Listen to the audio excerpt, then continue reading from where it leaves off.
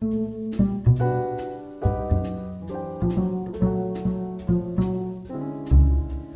everyone, welcome to another episode of Divided Films, the podcast where we talk about movies that audiences and critics do not agree on. I'm JJ, and with me always is my co-host Keith. Hello! And returning to the podcast is our good friend Sebastian. Hey, Welcome back, Sebastian. Welcome back, Sebastian. Thank you, thanks for having me. So today we are talking about the 2001 drama film Pay It Forward. Released in 2001, starring Helen Hunt, Haley Joel Osment, and dun dun dun Kevin Spacey. And a slew of other people, too. Like John Bon Jovi. John Bon Jovi. That was the name that, like, oh, wow. For a hot second, John Bon Jovi. But anyways, before we get into all that, this movie falls into the category of having a negative score from critics and a positive score from audiences. Critics, the approval rating on Rotten Tomatoes being 39%, and with audiences, their approval rating is 77%.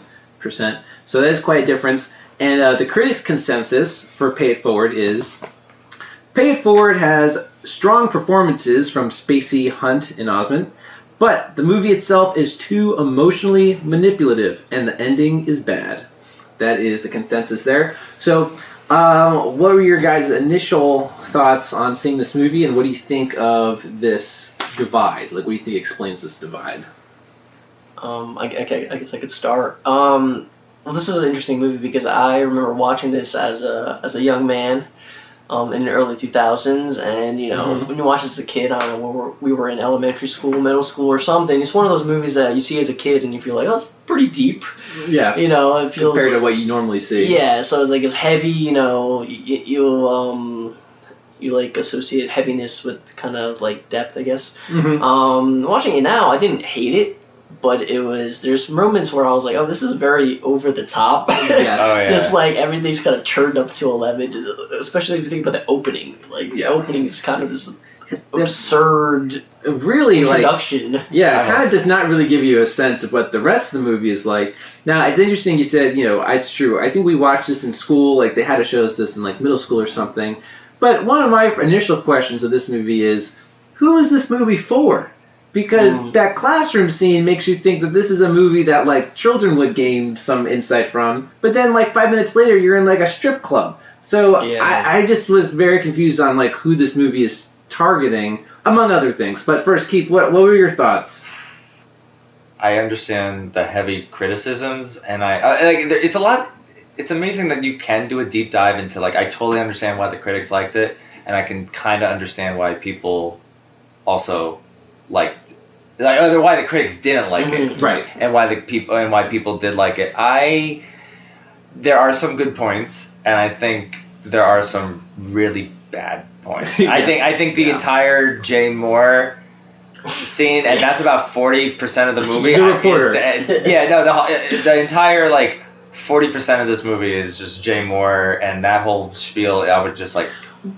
Roger Ebert had a great quote about this movie, and that kind of sums me up, and JJ, you can make your point first. I would say cut all the Jay Moore stuff out. Now, for those who don't know, though, because, Pay It Forward maybe is a movie everyone's seen, but just so you know, the premise of this movie is, Haley Joel Osment is a kid who's being raised by, like, a single mother, and who is an alcoholic, and Kevin Spacey plays his teacher. Kevin Spacey is kind of this unorthodox social studies teacher, but basically inspires Haley Joel Osment's character to start this movement to change the world, in which he helps out 3 people with something like you charitably help 3 people, and they, instead of paying you back, pay it forward to 3 people each, and then it grows from there. Essentially an altruistic pyramid scheme, because even as he's... I never thought of it like that. I was explaining the plot to someone earlier today, and they're like, oh, a pyramid scheme. Even when is explaining... I never thought of it like that. He's explaining the concept to his class, and he's drawing, he's like, this is me. I help 3 people, and draws lines to 3 people. Then they help 3 people. I'm like, that is literally a pyramid scheme, but it's like a good-natured one. Yeah. I got a kick out of that. But while this is happening, or maybe after it's happening, it's kind of confusing, the chronology of this movie.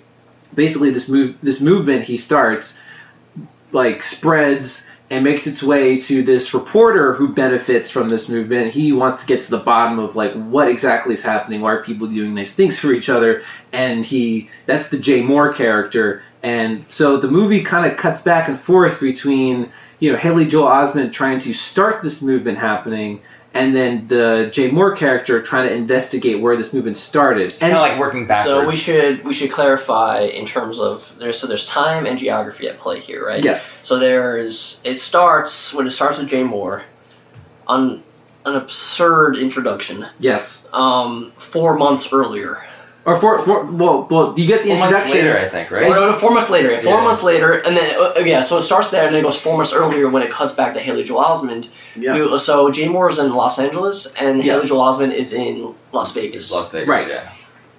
Yeah, so you get that intro where Jay Moore is trying to cover like some sort of, I don't know, like police standoff situation, and there's a bunch of commotion. It's really like out of tone with the rest of the movie, and basically it ends up with his car getting destroyed, and some very nice stranger gives him his car. And Jay Moore's like, why are you giving me this? It's like a Jaguar. Why are you giving me this car? And the guy's just like, pay it forward. And after that scene, it's 4 months earlier, and it goes back to Haley Joel Osment at the beginning of his story. The problem is, it cuts back between these two stories as if they're happening at the same time, but we know that they're not. Yeah, they're kind of moving from opposite directions and convening at a certain point. Right, but it's just not edited in a way that conveys the passage of time, and that makes sense, basically. It's not terribly confusing, I don't think, but it just halts awkward. the movie. It halts the movie just because Yeah. it goes into.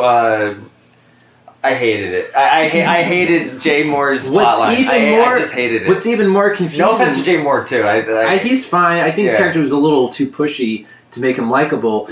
But when Jay Moore is going backwards to find out, the guy who gave him the Jaguar is a lawyer, and he find out who had helped him and so forth, as he interviews each person, it then flashes back to how that person was helped, but it's weird because we're in the future, so... I just feel like the way... Flashback within a flashback. Flashback within a flash forward. Yeah, exactly. And so I find the way that is all handled, the chronology of this movie, to be sloppy. I think that it just was not handled in a way that made sense to me. From a craft point of view, I could follow it, but I just think that it was not done smartly. Also, giving your car away is not as... It's probably more... it's harder than it looks. Like, hey, take my car. There's insurance. There's that. It's not. You're probably like giving it like. Exactly. That's another. I get the nice gesture. Yeah, I get the. Why are they simplifying this? Like, they're simplifying this for kids because adults watching this like, well, what about the pink slip? What about the insurance? Yeah. That's why it makes you kind of think that this could be for kids. But then there's like sexual scenes between Helen Hunt and Kevin Spacey, and then even Helen Hunt's character when she's working at the like weird blue-haired like cocktail bar, she's like dressed in a really sexual way, and guys are hitting on her. I think you can clarify that. I think it was written as it is a book. Yeah, it's based on a book. It is. I think it's a young adult, and it does fit. Okay. But to go with Leslie Dixon, because since we're talking about like the way this movie's structured, Leslie Dixon, who also did one of our previous movies, Freaky Friday, Miss Doubtfire, Just Like Heaven, The Heartbreak Kid. So kind of like she's done the good, she's done the not so good. She's a screenwriter. She struggled with the adaptation of the book in part because of the multiple narrative voices within it. Specifically, the reporter, who is the central character in the film, does not show up until halfway through the novel. Stuck, Dixon considered returning the money she was paid for. Wow. She eventually hit upon the idea to start with the reporter and trace the events backwards. She should have just cut it out altogether. I would have done that. I disagree. I don't think cutting him out entirely until the end. I don't mind his parts, but I feel like the things in this movie that happen, there's simpler ways you of doing it. Excuse me, this girl can take my spot instead of bringing out a gun and so out of place. The way the lawyer was helped, he brings his daughter who's having an asthma attack to the emergency room, and the nurse is being really unhelpful. Some guy was stabbed in the arm. He's first, but as you find out, that stabbed guy had been paid forward to himself, so he helps out by giving his place in line. to the girl having the asthma attack. But he does it in this insane way where he's like shooting his gun at the nurse in a hospital. In a hospital. Made it like, it's like, okay, you can start a hubbub, but like, no, she can take my spot. That's all. Like that's all. Like, hey, man, I'm not. Exactly. I don't hurt that much. But it has to go through this like entire melodrama. Like, yes. Can we just talk about the opening for a sec? Because like that shit, like I forgot about this. That like so he's a reporter. Yeah. He's listening to the police radio. He finds out there's a hostage situation at a house. Yes. And then this hostage situation escalates, and his car gets wrecked because the hostage taker drives an SUV out of the driveway of the house and crashes into his car. And then drives off. And then drives off, and the police chase after him, and he's stranded. Like, there's a simpler way to handle this. That is how he is helped. It's not that, like... that is, like, a really complicated setup to just him getting someone paying it forward to him. And to back it up even further, I also didn't like the grandmother... the guy is obviously committing a crime. Right. It's not just a simple, like, hey, like, hop in, these people are after you. This guy, like, broke a window and is stealing a boombox. Right, so the criminal... I don't mind that part. The criminal who had helped the lawyer... It's over the top stereotypically, just, like, it's cringy. That actor who played that criminal, I thought, was, like, really over the top and... Heavy stereotype turned to... From the Arrowverse, I'm, like, watching this going, like, where have I seen this guy before? And I don't watch Arrow, but I've seen enough crossovers to be like, oh, this guy looks familiar, and like it's good to know that he got acting work after this.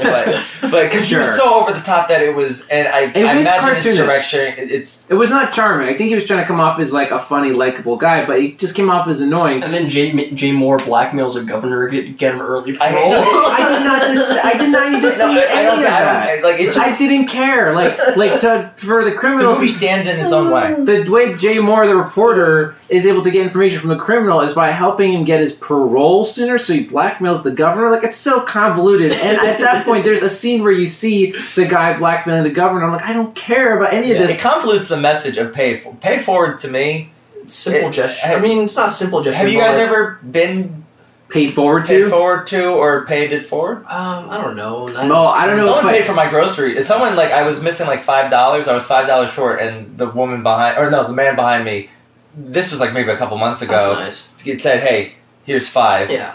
And no one said paid forward or anything, but I did save a baby afterwards. So, like, I paid it forward. No, but I take it as, like, the small, altruistic, good message. Not doing anything big. I would never invite a homeless person into my... This movie is saying... Big, that was nice. Right? This movie is saying, like, do really big gestures that totally changes someone's life. Yeah. So, like blackmail a governor. Yeah. So you can get into the intricacies of, like, how this system even works. But I'd rather maybe focus more on, like... The A-plot? The A-plot. This is all B-plot we're talking about. Her inhaler doesn't seem to be working at all. Dr. Crocker, what happened? My sister, she stabbed me. Can't believe that big thing. I'm sorry, we have to deal with stabbing first. It's she policy. Can't breathe. Well, She's very look, scared. I will let you know. Somebody has to see her. It's protocol. It's never been this bad. Or seen first. You have to do Sir, something. would you just sit down? Sorry, we've been here for 4 hours. You need to get a doctor, some oxygen, something in here. No, wait. Hey, no. I'm going to report that's bullshit. Hey, you need to help her right now. Excuse me? No, why you give me all this shit? Hey, you got some oxygen or something you can give her? Guys, let me get No, you don't need to get no supervisor. You the supervisor today. Huh? You are the supervisor today. You feel me on that? Now, I want you to take your skinny ass down the hall, put a little girl on a tray and supervisor, and I want you to get her some goddamn air. I got your back, sis. Oh, bitch, you still here? Shit! Oh, shit ain't funny. The A-plot, and this is performances. I will say, I think that, like, there are some really strong performances. I think Helen Hunt is great in this movie. I think all three. You got it, like, it sucks in 20 years, like, we have the 20-year retrospect that it's like Kevin Spacey he's a good actor. All three of them are really great in this. Yeah, they do a good job. Yes, absolutely. There are some really good moments. There are some compelling, like, scenes with them that I really like. My heart goes out to some of these characters. I think, especially for me, I think Helen Hunt is the most compelling character in the movie. Like, I believed her, like, struggle with alcohol and her struggle with motherhood. That scene was. I totally bought that scene. Yeah. So I enjoyed a lot of those parts of the movie.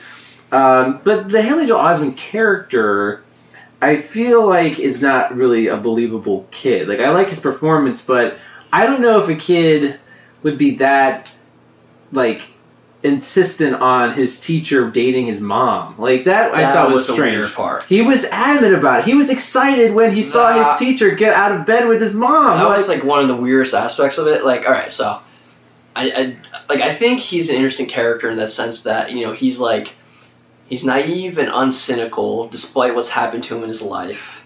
Mm-hmm. And he has this idea, right? So, like, there's this dichotomy in this movie between, you know, we're talking about, like, the things that happen in this movie are these huge gestures. And I can see that coming from, like, Haley Joel Osment's character, that his idea of being good to people is big gestures. So he lets a homeless man in his house, feeds him, lets him sleep in the bed of his, like, pickup truck in the garage. Jesus, by the way, that was Jesus. James Caviezel, James Caviezel. And then, you know, but then a more nuanced take of, like, these gestures, like, from an adult perspective can be interesting. Like, it becomes simpler in the beginning in the sense that, like Jim Caviezel fixes the truck. Yeah. And he pays it forward to the mother. And that the mother is a reasonable... forgives her mother for being a shitty mom. That's reasonable. And then that's reasonable.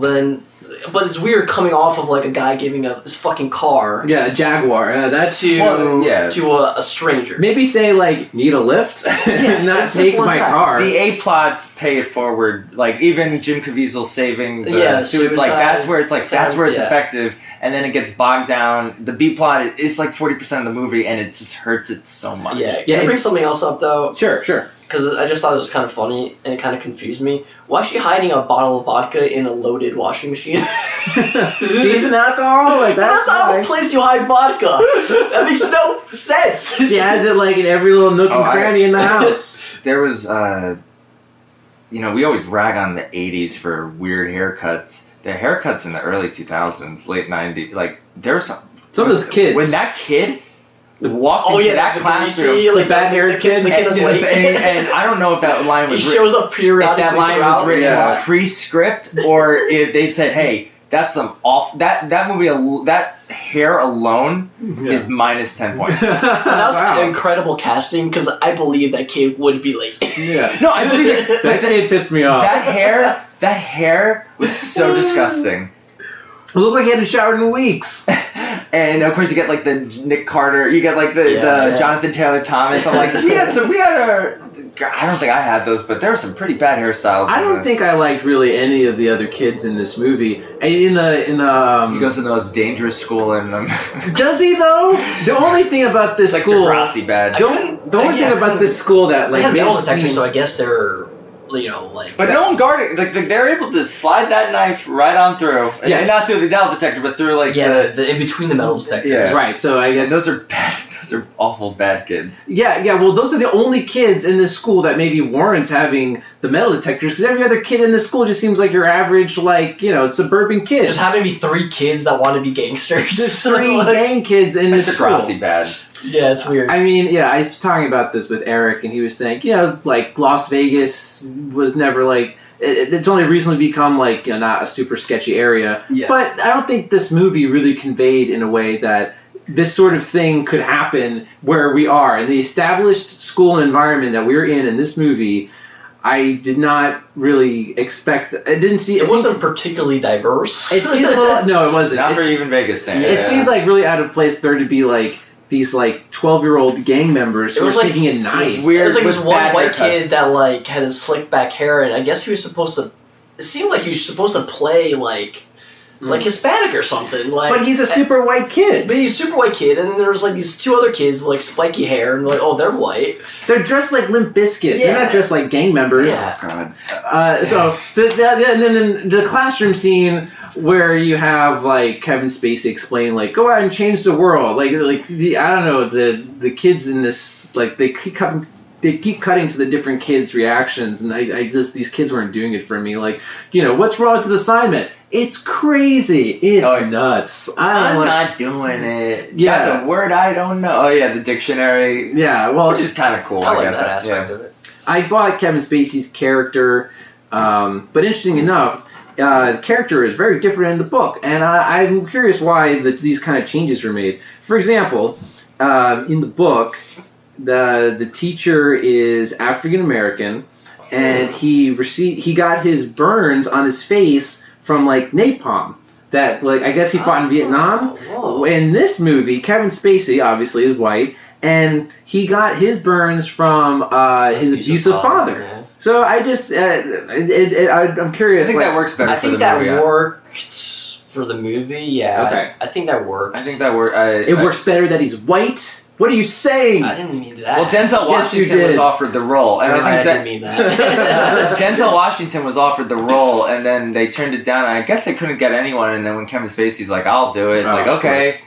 Well, At actually, least he didn't do blackface. yeah. Oh my God. Well, Denzel Washington actually, I could picture like in would this be good. movie. Yeah, he would have been great in this movie. Pretty good. He got to do his own school movie. Which movie was Remember that? the Titans? Oh, that's right. That was yeah. around the same time, actually. Yeah. Yeah. Okay. So this, I feel like this movie though, even if you cut out all of the Jay Moore stuff and you focus on this A plot, it is still like too slow for me. I found myself just bored for a lot of this movie. I think maybe they added in the Jay Moore storyline because there wasn't enough in the A storyline to sustain an entire movie. Because then even it kind of gets away from the pay it forward concept and focuses on this romance between Helen Hunt and Kevin Spacey, which at that point I'm like, okay, I'm following this, but it seems like we're getting off track from what the story is supposed to be. Yeah, it's like it was a weird that was like a paid forward thing. Like it was like, oh, I'm gonna get what's his name? What's his last name? Simonette? I'm gonna get Mr. Simonette laid with my mom, and then he has to. That's my favor to him. That's so That bizarre. he has to pay it forward now because How can he I had help my sex with teacher? my mom. How can I help my teacher? Well, my mom needs a man. Like. But then he was like, Mr. Simonette, you have to pay it forward. It wasn't like, Mom, you have to pay it forward now because I got you laid too. Yeah, it was like- just Mr. Simonette. It was Mr. Simonette. Like, Okay, I it's an mean, adult. I get that. It's an adult trapped in a kid's body. Oh. Like no. I mean, Haley Joel Osment has this like. I guess, yeah. Like he's not like an actual adult, but the way he talks, the way precocious, that, right? precocious, like it's not. But in a way... I like that kind of scene, like, that was solidifies him as a character when his mom, like, walks into the school, beginning? and Oh. she's yelling at the teacher, but like, you give him this kind of assignment, my kid's gonna try to do it. Yeah, He's exactly. bullheaded and naive. I saw where they were both coming from in Yeah. that scene where the mom's like, I think that this assignment is misleading for these kids and giving them the wrong idea, and the teacher, he just wanted to inspire kids to think of good ideas, maybe like do smaller scale Yeah. stuff. But I guess he didn't really know what kind of student that the Haley Joel Osment character was going to be. Yeah. Which is a kind of a good characterization that this kid is kind of like trying to make the world a better place. Which is sweet. He's an idealist character. He's an idealist kid. Which we need more in this world. Yeah, why not? Do you know what? We do need more in this world, but in this movie, they take him out of it. Yeah. Oh my God! Listen to me. Nothing's this important. Come on, come down here. What are you doing? What do you care? Because I owe somebody a favor. Not me. Why not you? You know, a minute ago, all I could think about was getting my next fix. And then I saw you and I changed my thinking. Oh, please. Go away. Trust me. I'm not worth it. Why is that? Oh, for God's sake. Come on, tell me. Why are you not worth it? You wouldn't understand. Are you kidding me? You think I live at the Ritz? Have a cup of coffee with me? What?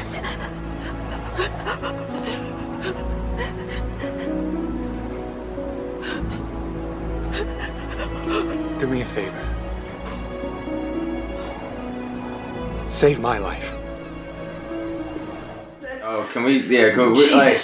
Okay, so we're gonna transition. I want to get into why the critics didn't like. I get into points of why critics did not like this movie, and the ending is a big part of it. The ending is a huge part of it. In fact, the ending kind of ruins the whole thing for me. Any redeeming things in the earlier parts of the movie, this ending, actually, funny enough, is not that different. So at the end of this movie, Haley Joel Osment is murdered. He's stabbed by one of these bullies. He saves the kid, right? Gangster wannabes. But the way they set it up is he wants to help his buddy. His friend is one of the 3 people that he wants to help. His friend is getting bullied. And earlier in the movie, he had a chance to save him, but kind of wimped out. And then this is at the end of the movie, he has a chance to save him again. He does it. Like, he rides his bike into these kids who are beating up his friend. And there's a melee. And then the head bully takes out his switchblade knife and stabs him. It escalates so quickly. And it's really weird, too, because they are continuing to fight as teachers, as like the Kevin Spacey character is running towards them saying, stop fighting, and the bullies are still beating him up. Yeah, and that was I was watching this like with Kate, and she's a teacher, and she's like, yeah, they would have scattered by now. They were totally scattered. So he gets stabbed and has the most like over dramatic like death fall. He looks up the camera. I'm like, I'm gonna die now. It's pretty peak melodrama. Yeah, and then they cut to like the hospital and the surgeon taking off his cap and being like, I'm sorry, you couldn't do anything. That's such a even why kill him? Even if and then right before this, we should mention that Jay Moore finds Haley Joel Osment. That's what's really wild. And they're filming his interview at the school about Pay It Forward, the movement. Yes, as it has come to be. So yeah, Jay Moore towards the end of the movie finds Haley Joel Osment at his birthday, and I guess it's supposed to be cruel irony that they're singing "and many more" because he will not have any more. So they interview him. Jay Moore interviews him for on camera about the movement and everything, and literally right after this interview is when he is murdered in his school, and they're watching the interview and stuff afterwards, but it's just so wild to me. His mourning mother watching him on the news. Who the fuck would do that? That's insane to me. She would be in her room in the fetal position, curled up around a bottle of vodka. I was about to say she would have relapsed so hard. Understandably so. But even if he got stabbed, and I'm not going to say I'm willing to forgive this movie, but let him live. The message of the movie. Once again, it falls flat on his face just by having him die, because it's just okay, he started this movement, but for it cost him his life. But it was totally unnecessary for that to happen. I'm okay with the bullies, but they didn't need a switchblade. Once again, you're making the most why take out a knife at all? Yeah, I didn't understand. Beat him to a pulp. It just escalates so quickly. Yeah, maybe he gets beat up and then he's in the hospital. He walks away with a black eye and a broken leg. A head injury at the most. And then it should end with him seeing all the people in front of his house and smiling that his movement someone pays him forward, because does anyone pay him forward? Well, I mean, he starts it, so I guess not. See, that would have been perfect. But it has to be. It's altruism, so he's not supposed to get anything out of it. Right. But if he got beat up, maybe something oh wow, you started this movement and revenge it forward. Revenge it back. We got the kids. They're hanging them off. It should have ended with them bringing the kids out and stabbing in front of the mom. We're paying it forward to you. But it's Jesus. It was just what is this movie trying to say? Obviously there's a whole message with this paid forward movement.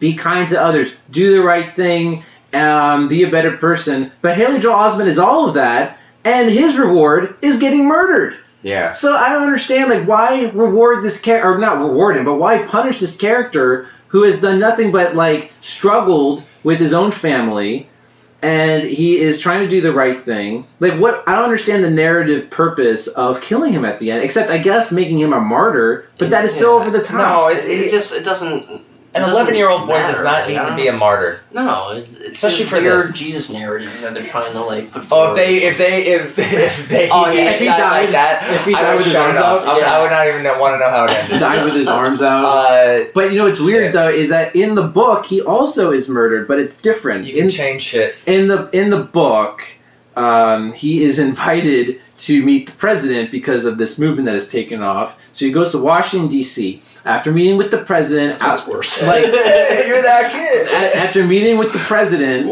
in Washington, D.C., he sees, two, gay men getting beat up. So he, tries to help, and one of the people beating up the gay men stabs him, and then he dies. So, like, it's kind of similar that he's trying to save someone from getting beat up. Those books suck too. I just, like, this is a good lesson in adapting, like, yes, in adapting material with your own voice. Yeah, like mellowing it down a little bit. Because I'm looking at one in the year 2020, having seen like Jojo Rabbit. There's no imaginary friend Hitler in that book.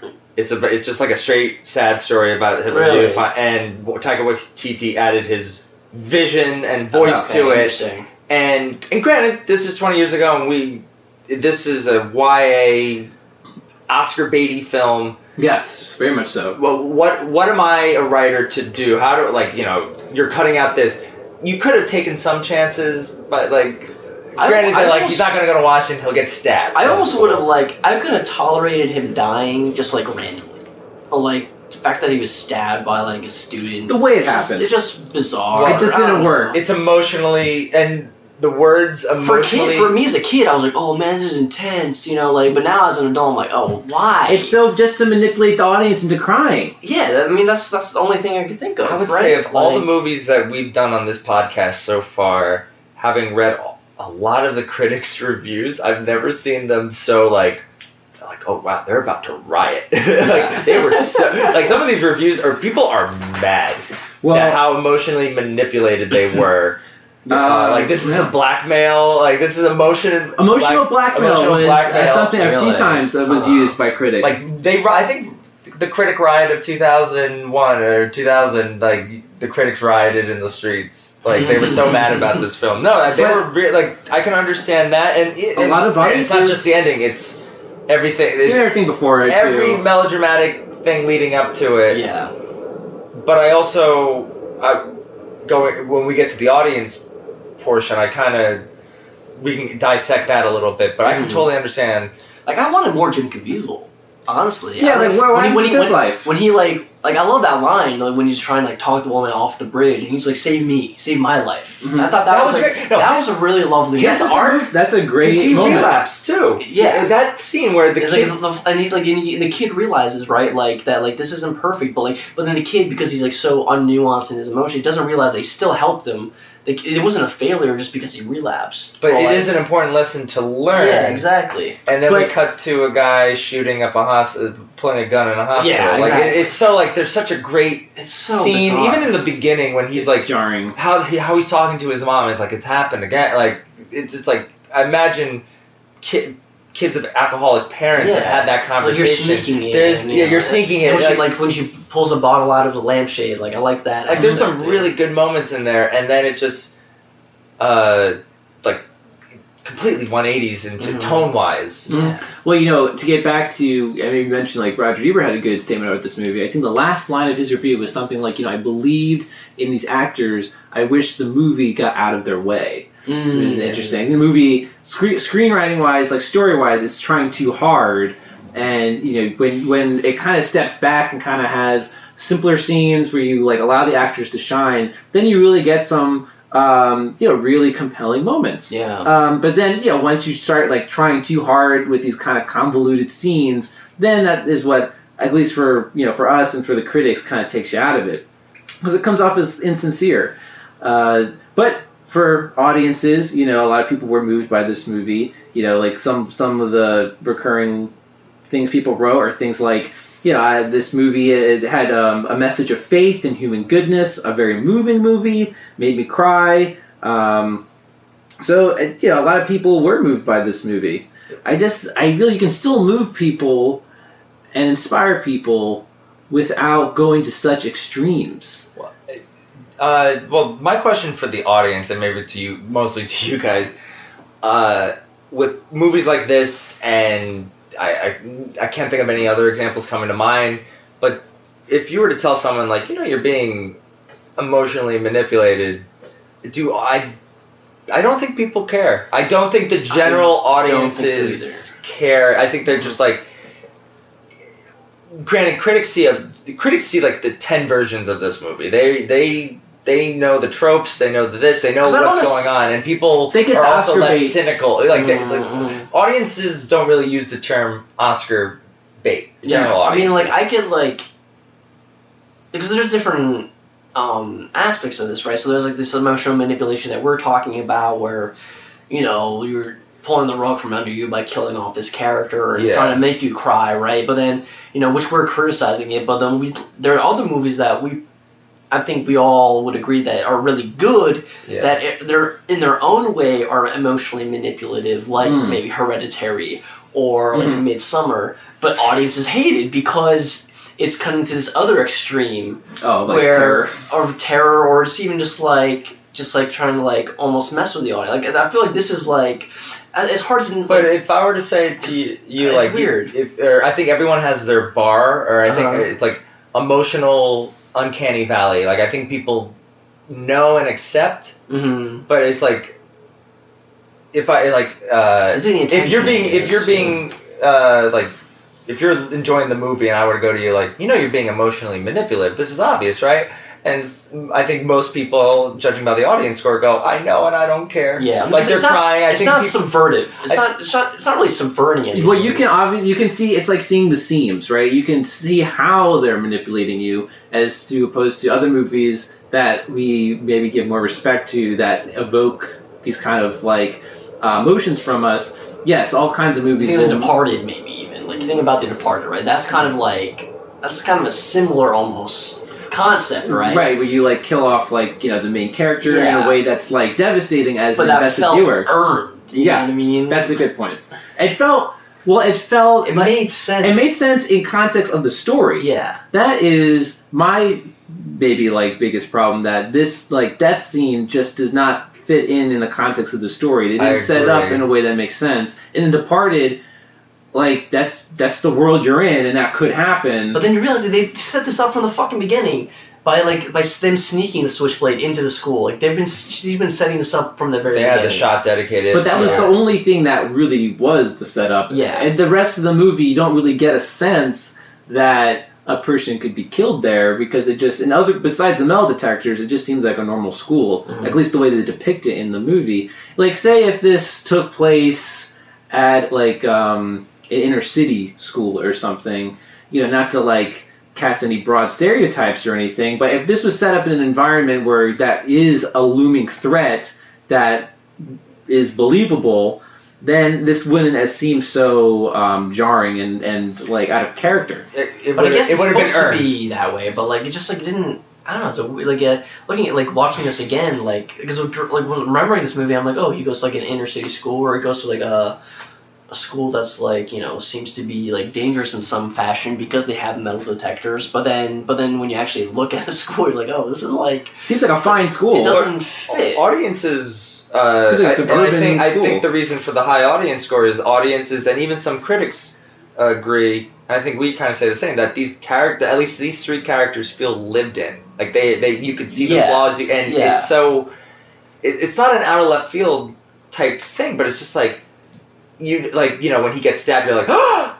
Like but you're like, is it earned? If they made the bully a major character and we got some, they only popped up in like another scene in the second act. It would have been interesting, kind of like seeing that guy's perspective, that little kid's perspective, his life, and kind of juxtaposed with Haley Joel Osment's. That would maybe that should have been the B plot character you follow, because then at the end they cross paths in the worst way. Yeah, it's like them both having they might both each have like a bad upbringing, but they both have different approaches to that upbringing. You know what I mean? And I don't want to fault the screenwriter, because I know she had a challenge. Well, she's trying to work with a source material that is already challenging enough. It seems itself was flawed in some ways. Yeah. You know, I think so. Supreme melodrama and that's almost the ending you read me from the book is almost worse than this. If you went to Washington in this movie and then try to stop a hate crime and got stabbed during that's almost even more absurd. It's like a bigger kick in the head. It would be like Forrest Gump level shit, you know? Yeah, like hey, Forrest, that's what I did.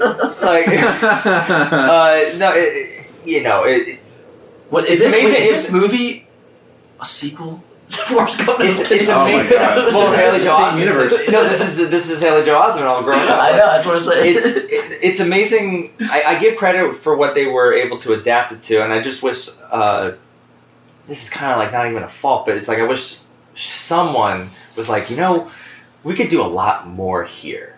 She should have been because it definitely there's some good elements. less loyal to the source material. And should have been like Kubrick and be like take this, throw the rest out. Yeah. And do your I was about to say, like, I was going to say, could movies do that? And like Kubrick basically, you're right, Kubrick basically did that. Granted, that's a whole new type of thing, but I think once you adapt something, you have to make it. It's never going to be a full-on adaptation. Yeah. So you kind of have to do your own thing. Adaptation is like we can have a whole podcast about adaptation in general, like what it means to adapt something. But like join us for a spin-off. Like I mean, there's different ways to adapt it. And I think she was smart in some ways, like changing the ending a little bit. She changed a lot. The way she changed the story made sense, though she should have toned it down. Yeah. And it would have still been effective. I mean, she even changed the environment. I think the book takes place in California. I like Vegas. I like Vegas. So when he's riding his bike around Vegas and he's like looking at the homeless people, like right next to the strip, you see Luxor in the background. Yeah, Vegas. That was really good. I didn't know that. That was a smart change. You kind of felt there was definitely like a sense of place, which I appreciated. Mm-hmm. Yeah. Vegas was a character. He goes to the druggy motel and is knocking on the door, Mm-hmm. It was an interesting mix, like in the beginning when you see him riding his bike through basically all the kinds of environments. Mm-hmm. I mean, at one point he's riding through like a very nice but like cookie cutter development, mm-hmm. Which is like seems like a nice area. Then he's like riding through like the back of like the airport or something, and you're basically getting like all the kinds of places you're gonna see for the rest of the movie. So I thought that was kind of smart. I agree. I think the location change was a good place. He like lives in between this kind of world. Like exactly. He's not middle class. He's not like the nice and the not so nice. He's in the middle. He's kind of like in this different. That was like an interesting place for him in the movie. I know. The more I think about it, though, if you were to adapt this kind of story, because obviously you want to see how the pay it forward concept pays off, and it's hard to maybe stick with one particular character like the Haley Joel Osment who starts this movement if you're going to see how it moves on to other people's lives, which is maybe another reason why they included the Jay Moore character, is to see how this is spread. Yeah, I think his character is interesting to include, but they just did it weirdly. I get what you're saying, and it's these outlandish situations. The situations I'm saying take it out if it's outlandish. And you're saying just change the situation. Yeah. It really, I think there's some place in between that we're both kind of right. Exactly. It's so out of place. It's really like kind of a cheesy like wink to the camera too, is when he finally does get to Vegas and he doesn't necessarily know yet who he's looking for, but he almost hits Haley Joel Osment who's riding his bike in his car, and like I guess the irony is like what he's looking for was right there, but he doesn't know it yet. Yeah. That was a bit on the nose. I just wanted John Bon Jovi to say, "It's my life. It's now or never." What a random cameo, though. I appreciate it all the same. I really realized I don't know how old he was during that movie, but somehow he looked 10 years younger than Helen Hunt. Yeah, he looked like he was still in his 20s. He's probably the same age, but that guy is pretty bad. He's a very pretty man. There was a time in the Helen Hunt was hot, but he was pretty. He looked like he was still in his heyday from the 80s. There was a time in the early 2000s when John Bon Jovi went to his manager or agent and said, I love music, I just want to be an actor. I want to try acting. What else has he been in? He was in vampire. He was in one vampire movie, Dracula 3000. Oh, I don't even know that. I think he gave it a go. He was in only 2 scenes in this movie. Now he just basically runs Jersey. No, he has his own rosé. He has his own He's a real governor. Yeah, and then Bruce Springsteen is. John has the North and Bruce has the South. Yeah, there you go. Yeah, John Bon Jovi rules the North. He rules. He's a year older than the Helen Hunt. He looks 10 years younger. He looks Helen Hunt. They made her look like. I mean, she looked good. She looked good. Alcoholism. The makeup for her was really good. I thought she looked good. I thought she was kind of sexy. I thought she gave a great. I forgot that she won an Oscar. So not for this, but I mean, she's a great actress. But she was legitimately good. Yeah. She was, and even the way they made her up, her hair is kind of a mess in the beginning when she still has her, addiction, and, like her makeup smudges because she passes out in bed and like wakes up without really getting a chance to, it's like, I totally face on the pillow. I totally like buy, how they built that character, and I guess we do get a lot of her because she, you get her relationship with the Kevin Spacey character, and she makes the mistake of bringing in the Jon Bon Jovi character. Yeah. So I enjoyed that there was a good focus on her anxiety as a mother, which I appreciate that aspect of it. That like her anxiety about like being a good mother drives her to drinking. Like she's like she can't handle like am I a bad mother? I can't handle it. I gotta drink. Yeah. Also with the stuff with her mother, like exactly. it just adds to it. What did you guys think of the score? I do like the score, actually. It sticks with me. Even though, like, it's kind of... It's a xylophone. I find the score a little misleading because for, like, the opening credits, for example, you get this, like, sort of upbeat, thoughtful piano riff. Like, ba-na-na. And it kind of gives you, like, a false sense that this is, like, a lighthearted movie or, like, a whimsical movie. And obviously that's not really what you're getting. And you get that riff again, it comes back in certain like more humorous parts. But then of course you have the super dark, sad, depressing ending where then the music really gets like solemn. Mm-hmm. So that kind of adds to my point where I'm not sure how to feel. Like what is this movie trying to tell me, and how is this movie trying to make me feel? I just the reason I brought up the score was the credits were like, oh wow, this person's in this movie, wow, and the score is by Thomas Newman, who, if I don't, I'm not familiar. He just recently did 1917. No way. Like he is the composer. Like he is the Roger Deakins of composer. He's been nominated like 15, 17 times. It wasn't a bad score. No, it wasn't. It's a fine score. But I understand it's whimsical. And if it does stick with you, it's a very fine score. By itself, I think your nice. whole point about the movie, just who is this for, what tone is it trying to go for? I mean, the score is really at the mercy of the quality of the movie. I just found that like the score for 1917 is phenomenal, and it does fit the movie. Yeah. But it's not whimsical. What if you just recycled it for 1917? It's the same score every movie. I'm sorry, who... It's fun fact, like I think we all like Michael Giacchino is also a fantastic composer, but if you watch like the first Star Trek and then go to like Doctor Strange, they do sound eerily similar. It's like, oh, this sounds, it's like the same beats and everything, but I would have loved if the 1917 score was as whimsical as Pay It Forward. I mean, it kind of is in line with a lot of those like early 2000s or late 90s scores. This kind of like more softer approach to the score, like kind of like lighter instrumentation, where I feel like nowadays the scores are more like these fuller grand orchestra scores. Yeah, it reminds me, the score reminded me a little bit of Catch Me If You Can. Exactly, but Catch Me If You Can... Catch Me If You Can. That works, though. That works very well. I mean, I thought this one worked, too. Catch Me If You Can is great. Well, because now I want to see if he did Catch Me If You Can. He could have recycled. No, I don't think it was him. But Catch Me If You Can, that kind of tone works because the movie has a lot of, like, surprises, joyful surprises, clever twists. It's a romp. Yeah, well, like, it that works.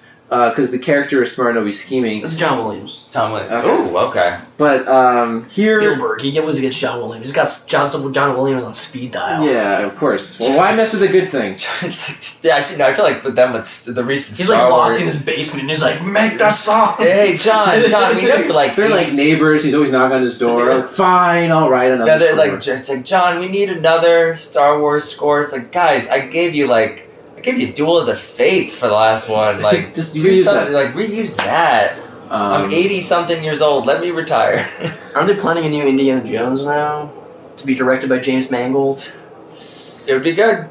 I like James Mangold. I saw Ford v Ferrari with my dad. I haven't seen it yet. It was a very dad movie, right? Little Women is a mom movie, and Ford v Ferrari is my dad movie. Yeah. And my dad talks about it like a dad movie. Yeah. I want a crossover called Ford versus Little Women.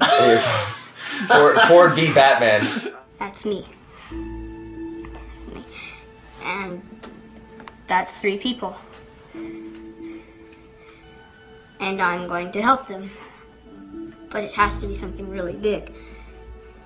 Something they can't do by themselves. So I do it for them. The and they do it for 3 other people, that's 9. And I do 3 more. That's 27, so I'm not really good at math, but it gets big really fast, you know? All right, well, I think maybe we can move on then to our personal scores for this movie. What percentage would you give this movie? Just a reminder, it has a 39% score with critics and a 77% score with audiences. So, Sebastian, what would you give this? It's so tough. Like, I don't know. Like, how do you feel? I don't hate this movie. Like, I feel bad. I wouldn't want to give it an F. I don't necessarily want to give it a D either. Like, I don't know. Like, you go straight down the line. A D plus C minus in that territory. Like, it's need competently acted. Yes, it's competently acted. I think it's watchable.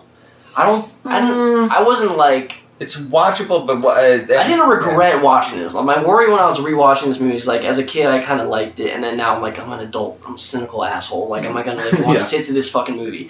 And I didn't hate it. I was like, whatever. Like, it's silly, but I didn't regret rewatching it. You know what I mean? Okay. So I mean, it's kind of tough for me. I don't want to judge it too harshly. Like, I don't know. Like, all right, fine. I'll give it a 69. Ah, sexy. That's not me doing a sex joke. That's just me being generous to the movie. That'd be extremely inappropriate given this is about a child. But, yeah, it's not the worst movie I've ever seen in my life. You know. All right, but that's not like a ringing endorsement per se. No, I wouldn't necessarily recommend. I wouldn't recommend it, but a good F. It's like it's a passing grade. You know, Sure. Just by the skin of your teeth, you pass the class. All right. Fair enough. Keith, what would you give this? See, like I think there is enough good parts in it, but I think the bad parts, I think it falls flat on its face with I think there's a good message in there that if you could pay for, like, you know, give $1 to someone or pay for someone's groceries or like the little pay it forwards is effective in life. It just makes the day a lot easier. But I think it kind of ruins its own messaging sometimes. Yeah. It is watchable, but I feel like if you were to watch it with your significant other, you would like, okay, Friday night Netflix and chill, you're watching and going like, all right. I mean, I watch it because I was like, I wanted to watch it for this. But if it was on TV, I would have turned it off. Yeah, but she was on her phone. She was tuning out of it. And that I think if you were to say, hey, let's watch it, like we've never seen this movie before, let's watch Pay It Forward, you would be like, all right, it's I'm gonna give it a 58. Okay. I think it's on the pass of good. I just think there's so much, like, it's amazing how much the critics, they thought of emotionally manipulative. I think the Jay Moore plot line it just drags it down so much, and also like, who's it for? Yeah, exactly. That's the best question. Like, who is it for? Like, I mean, I understand. It's like it's kind of written for kids, but it's made to make it tolerable for parents, and on some level, like all movies like that are PG-13, they gotta be like raunchy enough for parents, but not too raunchy for the kids. It has to be enough of a thrill for the kids to see it without making it too awkward for the parents to watch it with their kids, right? I feel like they thought they were making an Oscar-winning movie though on their hands. Which is unfortunate. I think everyone's going like, wow, those were great performances, which they were. But I feel like everything else is just like, wow, that was really. I think on set people are going like, wow, that death is really gonna. We're gonna get them. We're gonna get them to cry. I think maybe they just had their priorities out of order. I think they should have just kept reminding themselves of what the value of this pay it forward system is, and maybe they would have had things more on a small scale. Like, I just had a thought, what if, you kept the focus on the family and the kid starts this small scale pay it forward movement, and then what if someone, without realizing, pays it forward back to Haley Joel Osment without realizing he started it, and then that's kind of like they see how it's starting to really take off in small ways. I think there's ways around this concept where you can maybe stick to smaller scale and not get too convoluted in the story. Maybe it's not a good book. It might suck. Honestly. Yeah, for all we know. From what I've read, I'm not impressed. It did popularize the idea of pay it forward existed before, but this book popularized like the concept of it, but still like small. Like you don't need to change the world. Yeah, I think it would come off as more sincere that way. JJ, what's your score? I really dislike this movie a lot, and I find I guess I particularly am a stickler for emotionally manipulative movies that where it's not earned, and just the ending really ruins it for me. I want to the only thing I think is worth seeing it for is the performances, particularly Helen Hunt, and maybe just to see what people's reactions are to the ending, because it is like a what the fuck kind of ending. You're watching them like Red Wedding type yeah, like what do you think of that? That was really horrible, huh? That's the only other value I get, which is totally unintentional. Honestly, I'm going to give this a 48%. That's fair. I mean, it's all fair. I mean, I was very generous with this movie. Another big sin for me is that it doesn't hold your attention. That's really hard. It's like watchable in a sense, but I had a hard time staying through the whole thing. It was also kind of long for me too. It was a 2-hour movie. I was kept it could have pausing. been a good hour and a half. I think it's a bad sign for me if I kept pausing to see how much time I had left. Yeah. So at that point, I just wanted to get it over with. Mm-hmm. So that is what's driving down my score a lot. So what are we getting as an average? Our 3 scores combined comes out to 58. Just shy of the tomato. Which I think, and I always think, I've never disagreed with the combination of scores as of yet. Mm-hmm. And I think 58 that shows that there's enough flaws that you can watch it, but you're not going to watch it again. At least not for 20 years. It is just missing that kind of certain thing. It needs to be like. At least in the 60s. At least a considered fresh, good, worthwhile movie to see. Yeah. So it's a close call, but we are officially siding with the critics. Yeah. So, this is a chapter we'll close, and hopefully none of us get stabbed in the kidney for it. So, you never know. If anything this movie taught me is don't do the right thing because you might get murdered. Also, by people with bad haircuts. Yes. You know what scene I got I forgot what scene I forgot about when I was watching this movie. Remember when he runs away and he's at the bus station and the pedophile tries to pick him up? Yeah, that was really I totally forgot about that. And then Kevin Spacey comes in and beats the shit out of him. What was the point of that? I forgot about that. That's another What was the point of that? That some pervy guy caresses his cheek. That was ironically Kevin Spacey beats him up. It was an interesting kind of characterization for Kevin Spacey. He knew where he was going to be. That aspect of him, he was also abused as a kid. He kind of also at that point maybe is taking up a father type protectiveness of him. But again, you can maybe do it in a way that is not uncomfortable for the viewer. Maybe Kevin Spacey, when he does those weird ass Christmas cards as his House of Cards character, he can maybe come back as his paid forward character with a burned face. I think people will be like, hey. He gives a rousing, pay it forward. I'm not going to say we're going to forgive him, but it'd be a nice change of pace rather than those creepy, they're going to get what they're coming. Yeah, it really screams innocent when you go on as your House of Cards character. And all your, all the people in your trial are suddenly being, murdered or something like that. It's dying mysteriously. It's another quick moment. That's such a shame. Especially, it's just, real quick. It tarnishes it. Here's another quick moment that kind of, took me off guard when the Haley Joel Osment's friend sees the knife getting snuck through the metal detector and the bullies see that he notices and give him a hard time. As the friend is walking away, he screams the F word back at them and not F-U-C-K. No, F-A-G. I mean, this was that's right. This is early 2000s. I mean, we're it was a common thing to say. But that to me, that does not seem like the kind of kid who would say that. How do you know? Have you seen mid-90s? No. I would say I would say 80s. I can't think of movies in the 90s that say. Well, anyway, I could be wrong. It was midnight. I mean, they don't really say it in the movies, but Oh, you're talking about the movie mid-90s. I thought you were talking about. I'm talking about kids in real life would say that. I mean, I would say it obviously. Sure. It's not right, but it didn't seem out of right field. He said it in anger. I think he was kind of bold considering this guy snuck a knife into the school. It was kind of ballsy for this little dweeb to use it. And little dweeb says call this. This bully the F word. And the dweebiest kid. Yeah. Also throw him into a dumpster. I got a haircut. He also had a bad haircut. It lowered any sympathy I had for that kid. When he was getting beat up, I'm like, I don't care about this kid. He's using like a homophobic word. Fuck this kid. So, and I have a right to say that word. He does not. How about that? Yeah, fair enough. Okay. Well, what if it was revealed that he was gay? What if there's a sequel and he's they actually didn't bleep gay? it out. Yeah. That's true. That's Revenge is back. Revenge is back. That's what the sequel's Pay it called. back. Can you imagine? He Pay it back. He Yeah. infiltrates the jail where the stabber is at. I would love to see the Haley Joel Osment now as that character, because Haley Joel Osment's kind of making a weird character actor comeback, Yeah. and he doesn't look like his paying creepers because he looks creepy now. He's kind of chubby. playing his kind of chubby, but it's nice to. I would like to see let's see. Oh wait, he's dead.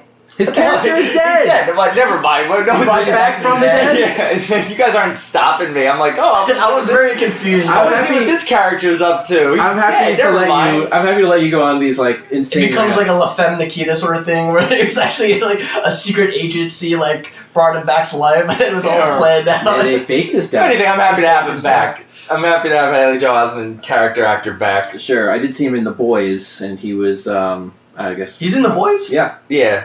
but he was Guest also. role. Oh, okay. He was also creepy. He was in he that. was In in Silicon Valley. He was in that the Ted Bundy movie too. I ain't watching that. I didn't watch it. I ain't watching My that. sister was watching it, and then I realized he was like the Ted Bundy's ex-girlfriend's new boyfriend in it. Well, join us for our podcast On Haley Joel Osment. Joel Osment's career filmography. that's okay. We see dead careers. I will not be a part of that. Haley Joel Osment's character in this movie becomes a robotic boy. AI. They rebuild him. Oh my god! Yeah. AI was the same year as this. Oh really? Wow. They rebuild him. That kid, he's prolific. He was one of the best character actors of that day. I want him and Macaulay Culkin to hang out. When you look back at the history of child I think actors, they celebrity deathmatched once. Oh, I would That's have. kind of awesome. I want to look that up. But if you look back at the history of child actors throughout the years, obviously a lot of kid actors play cutesy roles. But I think Haley Joel Osment was a rare find in a strong, dramatic child actor. Yeah. That wasn't a very common thing, and it's still not. So, Elijah Wood, Macaulay Culkin.